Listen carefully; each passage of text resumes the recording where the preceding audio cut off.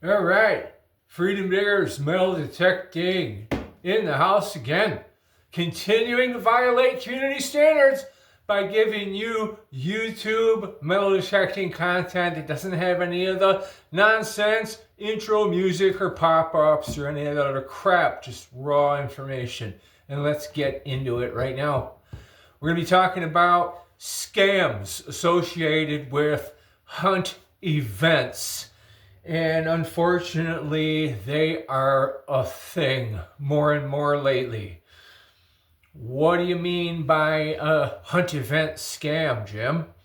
Well, what I mean is you're going to one of these events and you've paid your money, your entry fee, and it's not coming out the way that it should. Now, I'm going to talk about the ways that it comes out, how it should not.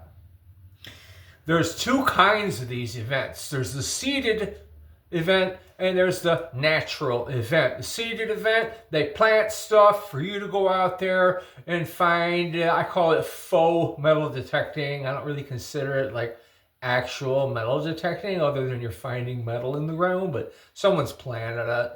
The other one is a natural event, and it's kind of the opposite. They get permission to hunt land that has history. Maybe a couple good things have been found there. And it's a little bit more of a crapshoot. But both of them are pretty popular. Not really a fan of either one. But we'll talk about the seedier side of the seeded and natural events. So one of the signs that this event that you've paid for is a scam is the finds that they advertise don't match what was actually found. Now, that's more on the seeded side of the house, and I've seen it happen. There will be a flyer or something like that. It'll be posted on all the metal detecting Facebook groups or Instagram or wherever else they turn up. And it'll say, over 1,000 silver coins for you to find in this seeded hunt event. So you get there, you pay your entry fee. Let's say it's, $100 and you travel a couple states to go to this event. Halfway through the day, you're kind of comparing notes with people while they eat lunch, and there's 100 people that have come to this event, and between the people you've talked to, there's maybe 100 coins have been found, maybe less than that. Okay, right away, that's a little bit of something to be nervous about, especially if the hunt arena is fairly small. You get a lot of people out there. These planted coins are only going to be 4 or 5 inches deep or so. And if there's 1,000 of them out there, especially if there's some experienced people in the group, and there usually is, there should be more than that turning up. Come towards the end of the day, there should be hundreds and hundreds of coins that have been found. And believe me, you'll hear the grumblings. People be going, I don't get it, man. I'm out there with a big coil, or I know my machine, or I covered a lot of ground and I only came up with, 25 mercury dimes. So what's going on with that? What's going on with that is one of two things. Either there wasn't that many coins planted as what they're saying, or the people planting them were planting 1 and putting 3 in their pocket while they were doing the planting. I went to a hunt where I think some of that was actually going on. Just, it didn't add up. The hunt area was small and nowhere near the amount of finds came out of that ground that should have came out. So that's one sign. Another sign, a lot of these events they're gonna have prizes.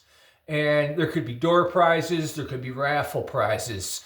Usually it's set up so that if you find like a Washington quarter that's painted red, that means that you're going to get this prize or that prize.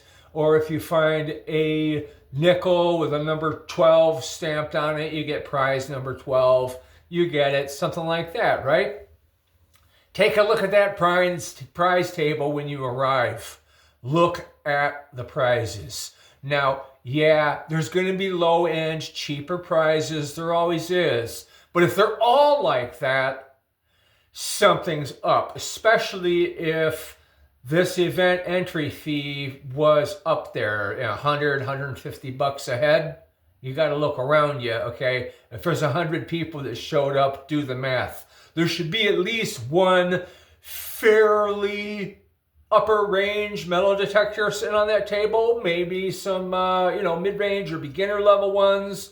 There should be some decent coins, decent stuff. If it's all cheap Chinese crap, finds bags that'll last you a few hunts before they fall apart, hand diggers are going to break in half, non-branded stuff, something's up. If it's cheaply made t-shirts, then, maybe a few, brilliant uncirculated mint sets, stickers.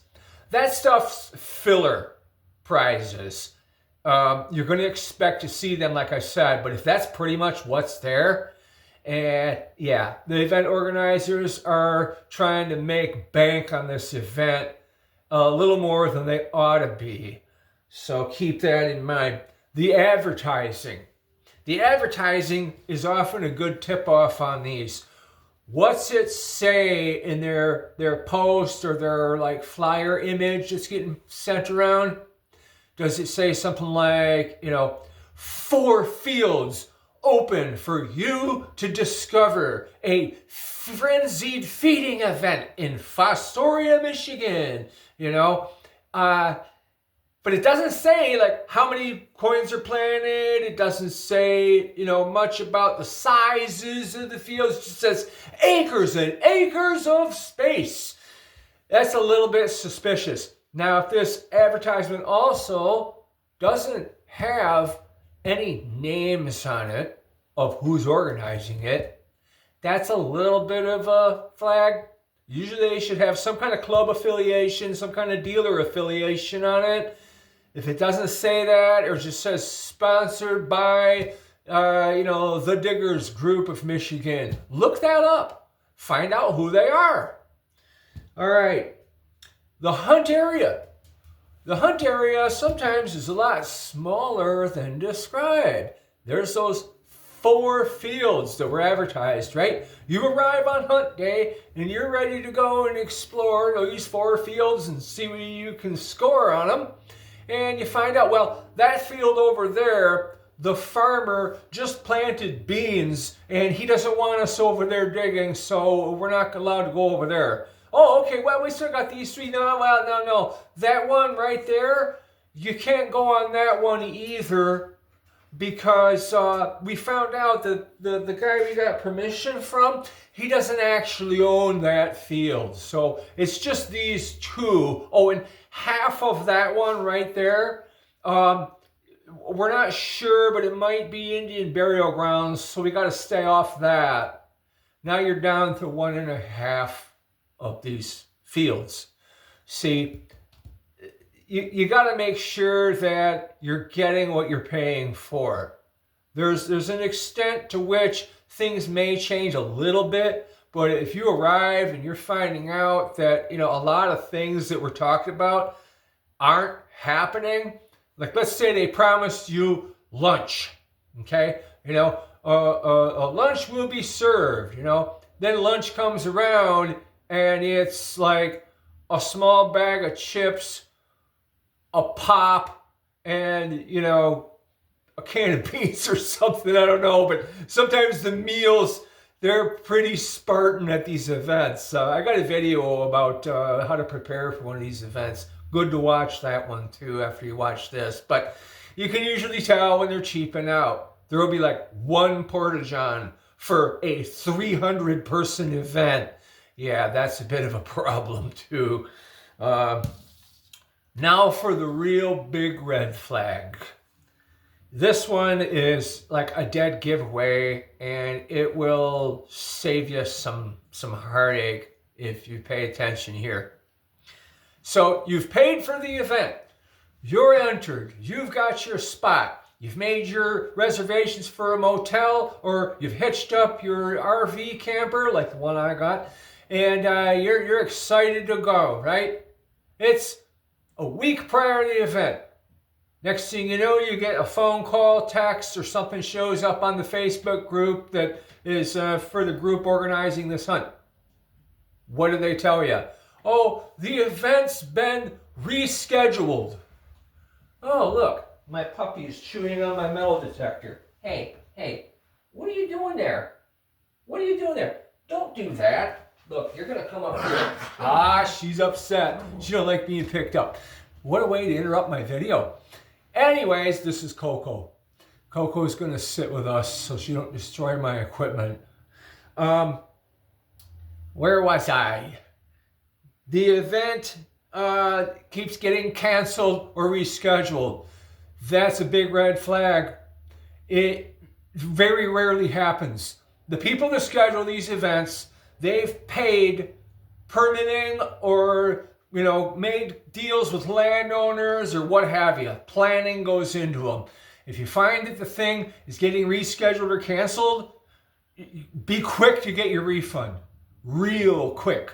Make sure that you know how to get your refund ahead of time. Really, hook into what the refund policies are, how you get them, who you get them from. That is big time important. I mean, I know people love these events. They're really popular. You get to meet people that are famous in the detecting community sometimes, and a lot of them are great events. Personally, I think money has no place in this hobby except for the money that we dig up out of the ground. But it's important to remember, people that organize these, money's changing hands. Know where your money is going. Do your homework. Verify who's putting on the event. Is the person putting on the event someone that's known in the metal detecting community? Look up their profile on Facebook. Try and find something out about them. You can Google anybody's name and you can find out a lot more about them than you think. Yes, that includes you out there listening that thinks that, oh, my Facebook profile is private and everything's private. It's not as private as you think. If you Google somebody's name and what state they live in, you can find out an awful lot about them. If the person has 5 or 6 names they go by, that's a bit of a red flag right there. That kind of speaks to something that is going on with a certain group in South Carolina. There's authorities involved in this, and it's just a big ugly mess, and it shouldn't have gotten that far. Keep records of your payments. Make sure that you have screenshots, or even get a copy of your bank statement. Know where your payment's going too. Is it going to some LLC or DBA or something like that? That's a good thing to know. Do a research on the history of the event. If this is the first time the event has happened, that's a bit of a risk you're going to take. But if it's an event that happens every year put on by this group, you have a bit of a so-called paper trail on social media or within the detecting community. Talk to people. Find out about how the past events went. Were they well organized? Did people, were their expectations of the event met? Were there problems? Anything like that. One other red flag is, this is where the history of the event plays into it, is let's say a find was reported to have been made at a natural hunt, and it's a really rare item, like, I don't know, a Virginia militia belt buckle or something. I'm making that up. It comes up later that it was fake, that the organizers planted it and they made sure that a certain person found it who would report it to American Digger magazine to get free advertising for their hunt. If there's something like that comes up, you might want to steer clear. If you have problems, if some of these things come up, especially when it comes to not being able to get your refund, contact the authorities. The authorities, do get involved with things like this, and they will investigate, and if necessary, hey, charges can be filed. I hope this never happens to you, that you enjoy every bit of your time swinging that metal detector, whether it's at an event or out in public or wherever you go. That's what it's all about. This hobby's a great one, and I just want people to enjoy it and get the most out of it. So that's going to wrap it up for this one, and I'm going to go find Coco a toy to chew on or play with her or something. She's upset because I haven't been paying attention to her today, and it's Valentine's Day. You know, she's my girl. Look at her, she's upset. All right, I'm going to get rolling. Thanks for watching. We'll see you again soon on Freedom Diggers Metal Detecting.